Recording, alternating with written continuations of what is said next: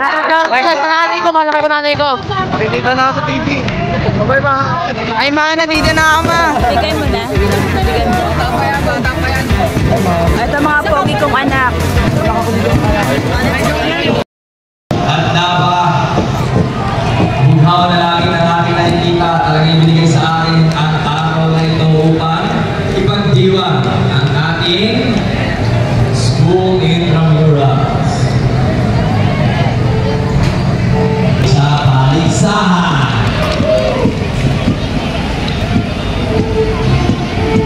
Kaya mapasok muli ang unang upunan ng Blue Mockingbird.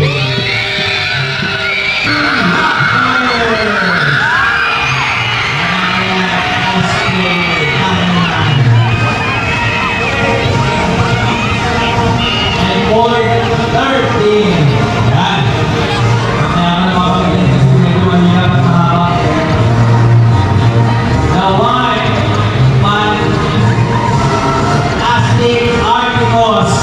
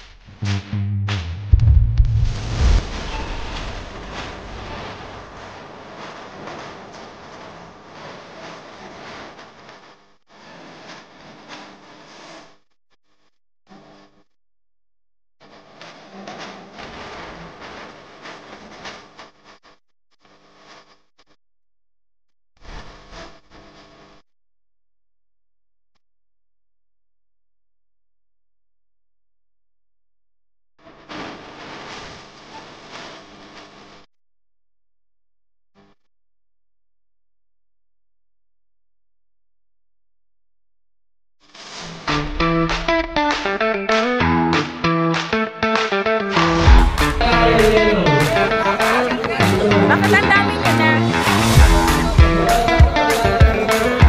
Hello po sa mama ko.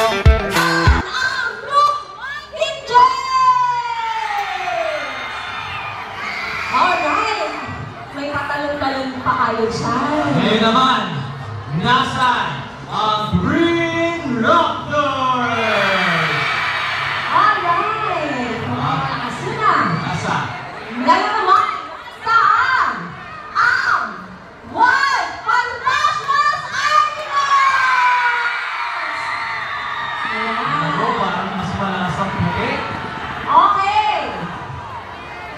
And for the last team, nasaan ang Yellow Lion?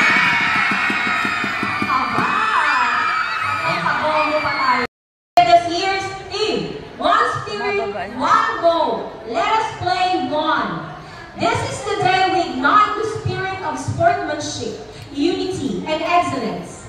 Get ready to cheer for your teams because the fire of competition is burning bright. I am Mom Beth Minosa, your host for today, together with Sir Evan Danmayo, yung And- PE coordinator. we are honored to guide you through this exciting opening ceremony. For the entrance of colors, may I call in the cadets from the General Battalion Self-Defense Force. Ang pagpasok ng mga kulay.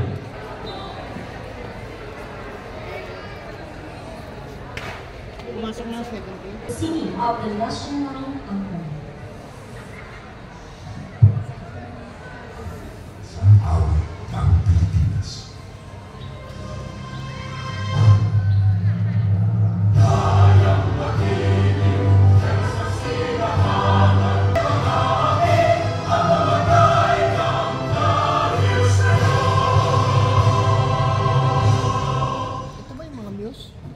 Please, let us hear from our sports coordinator and the one who's spearheading our activity today, none other than Sir Fabian H. Bayo. A round of applause, please. As an athlete, united by our love for the game and our commitment to excellence, we pledge to conduct ourselves with honor, We'll support our teammates, encouraging each other to reach our full potential. We'll respect the decisions of the officials. We not only represent ourselves and our teams, but also the values of fair play, respect, and sports. Much once again. As you are proudly representing your respective team, let's start from the Blue Mountain Chase.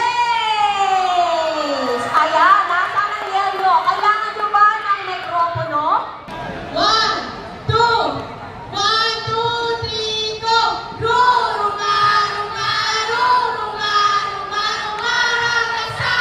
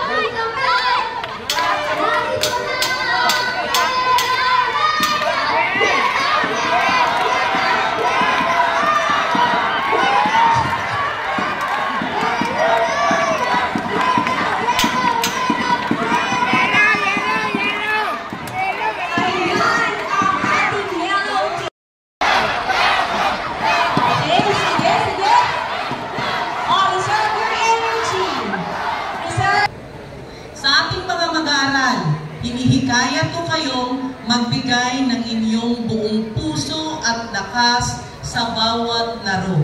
Lighting of the torch symbolizes peace, unity, hope, athletic excellence, and the spirit of competition. The torch flame represents the continuity of the games, the passing of ideals like sportsmanship and the idea of bringing people together. Isa ng ating Intramurals 2025. Once again, mga Kiray Marciano!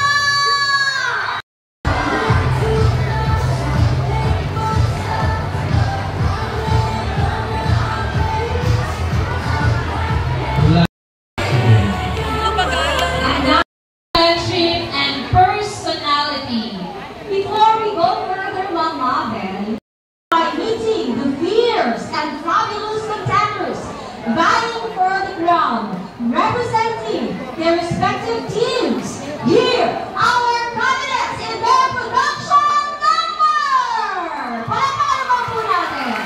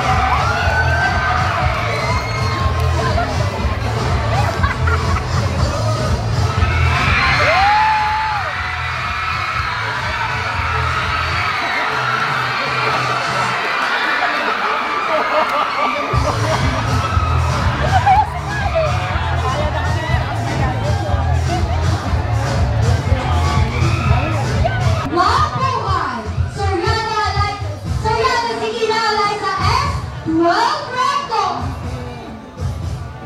Team Carl Giro S, 12 del mundo.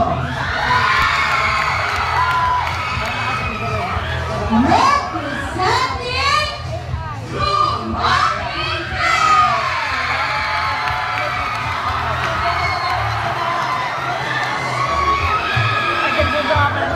Good morning, everyone. My name is Anthony Gilbao, 16 years old, from 12 Enriquez. I am Jamie Carlos, 18 years old, 12 Enriquez, representing Green Raptor.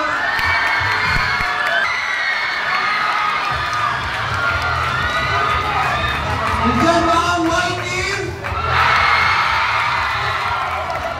Magandang umaga sa inyo lahat. Ako nga po pala si Team President Vito Bernal, 18 years old, coming from the Section 12, Palma. And my name is Aurelie Santos, coming sweet old 70 from the Rock section of Palma. And we stand here before you, full as eyes, Cool, pride and strong, from Fantasma Article.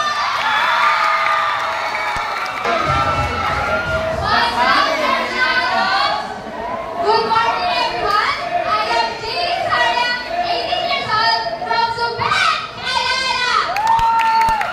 what's up, Marcianos? I'm Gabriel Action Villarreal, 70 years old, from 12 Bucano. Representing Yellow Girl.